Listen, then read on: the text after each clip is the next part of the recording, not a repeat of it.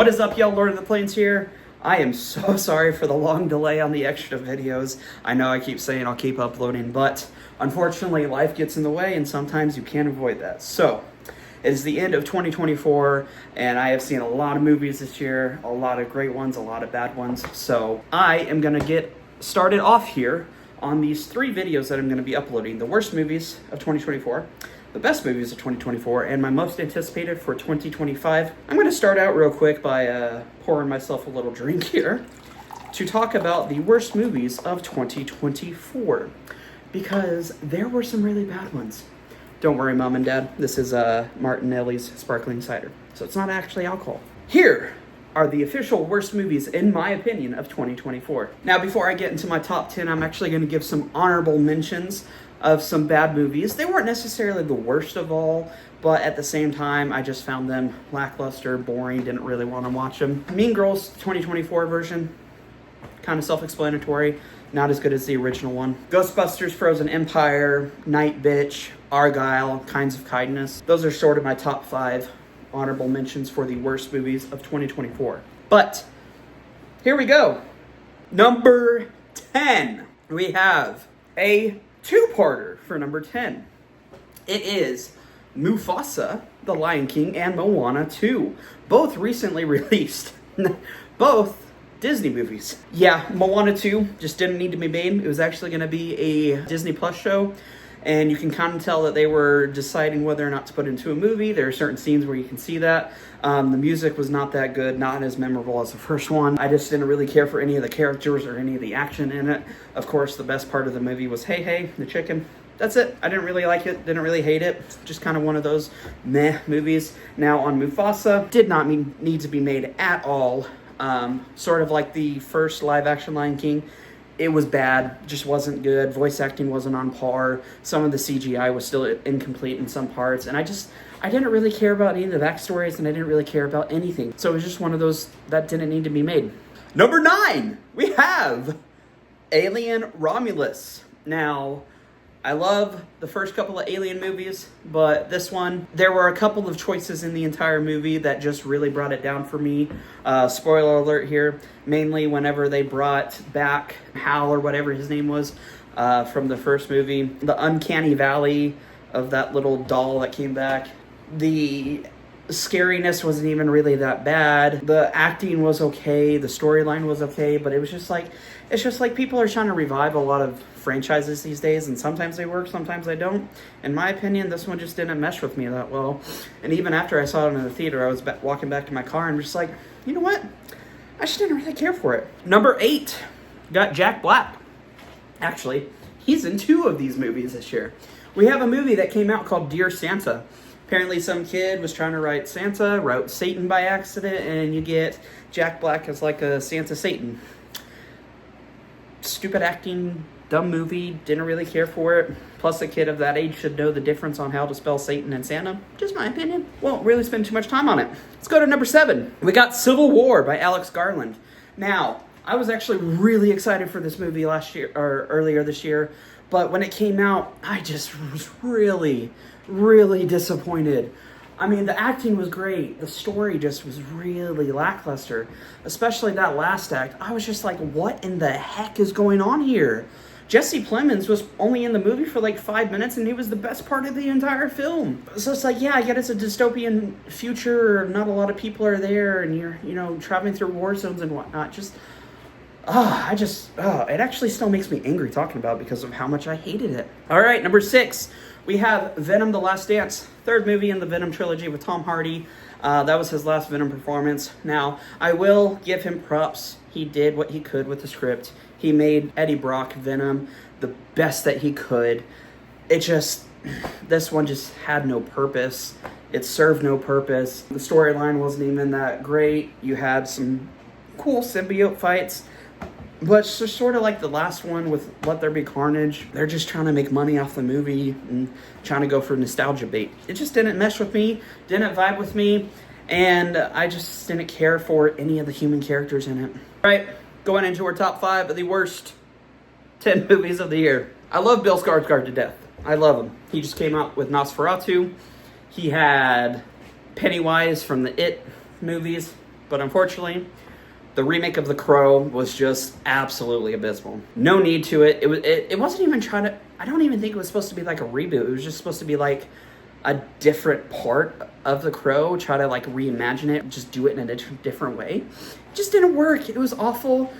The acting was bad. The whole plot didn't make sense. A lot of these movies on my list this year just didn't have a need to be made, or just didn't even have a plot to really go for. There were some people that really enjoyed it, but I was just like, the original one with Brandon Lee, like, don't ever try to recreate it, especially with what happened to him. Just don't get into that karma, you know?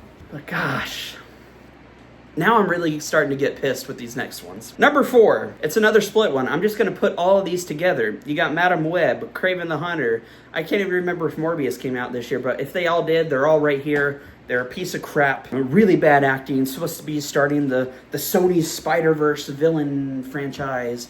No. Madam Web, horrible acting. Kraven the Hunter, horrible acting. Both of them, horrible CGI. I mean, if you watch Kraven the Hunter, when he's fighting the Rhino for the first time, and you see him on the hood of the car, half of his, like a fourth of his head is gone because of CGI. It's so bad. Like, the post-credit scenes or whatever, they were so bad.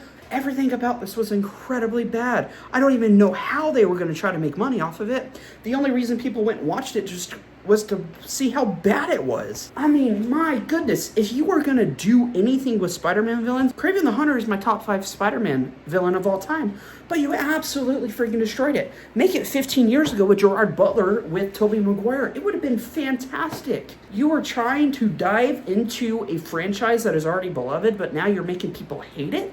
Especially for this next generation that is going to be solely depending if it's going to go all movie for theaters or all streaming. These movies are making a really good choice to eliminate theaters forever. I wish I could have my like 5 or 6 hours back of watching these movies because, gosh dang,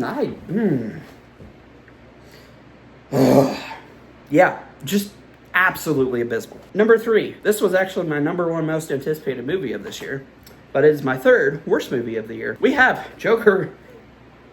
Can't even say it without laughing. Joker Folie à Deux. I will give this props for 3 reasons. Acting was good. Lady Gaga's Harley Quinn, I liked the idea of it. Execution-wise was okay. Arthur Fleck, Joaquin Phoenix, I like the execution. Try to revive what he did 5 years ago. Grit it. Perfect. And then the other part that I really liked when the credits started rolling, because whatever the heck happened for that 2.5 hours was just absolute dog. I mean, my freaking goodness. Musical aspect threw me out completely. Every single time a musical came on, I was just like, there's no way this is happening. Everybody in the supporting cast could tell that they didn't really want to be there. I mean, you give a director $40 million to make one of the best R-rated movies of all time and a comic book movie. 5 years later, give him $200 million in a budget. No, this movie is essentially like, hey, you give a director $200 million to make a movie and he's going to show you how bad he can make it. Like, it was just abysmal. And then the freaking ending where supposedly, spoiler alerts, where he gets stabbed and then supposedly the person that stabbed him is supposed to be the real Joker. It's like, what the frick are you doing? I was so pissed off. I was so excited for this movie. I was trying to get the hype of what they were supposed to do. And yet it just went downhill as soon as the movie started going. If this was a real drink, I would have chugged it all the way by now. All right, number 2. Now, these movies are supposed to be bad, but I will admit, even though it is my 2nd worst movie of the year, I had a lot of fun with it. Winnie the Pooh, Blood and Honey 2, it's just bad. Like the way they introduced Owl and Tigger. It's just all around bad. It's just a movie where a bunch of people are supposed to be the Winnie the Pooh characters some magical way or dressing up in a mask. And they're just killing people on a rampage. Nightclub scene, sure, let's show everything and kill everyone. It was horrible. But the funny part that I find about this is they're actually making a franchise of this. I think next year it's called the Poohniverse. They're supposed to be doing a Captain Hook. They're supposed to be doing more Winnie the Pooh. They're supposed to be doing a Peter Pan, a Bambi. They're horrible movies, sort of like the early 2000s sci-fi B-rated horror movies we grew up with, like freaking Dino Shark or Sharknado. You know, they're supposed to be absolutely incredibly stupid, but I actually kind of had fun with this, even though it was number 2 of the worst. And to round out with my number 1 worst movie of 2024, one of my top 10 video game franchises of all time. Jack Black was in it. Cate Blanchett was in it. Love her. Jamie Lee Curtis, an amazing actress.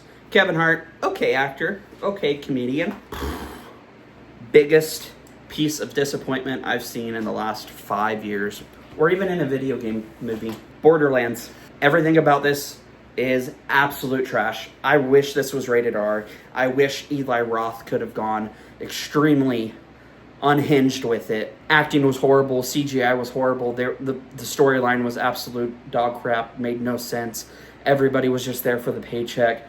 I was just like, I can't believe I'm watching this. Like, the whole time I was in the theater, I'm just wanting to peel my eyes off because of the travesty I'm watching. But I just couldn't look away because I was kind of memorized about how bad it was.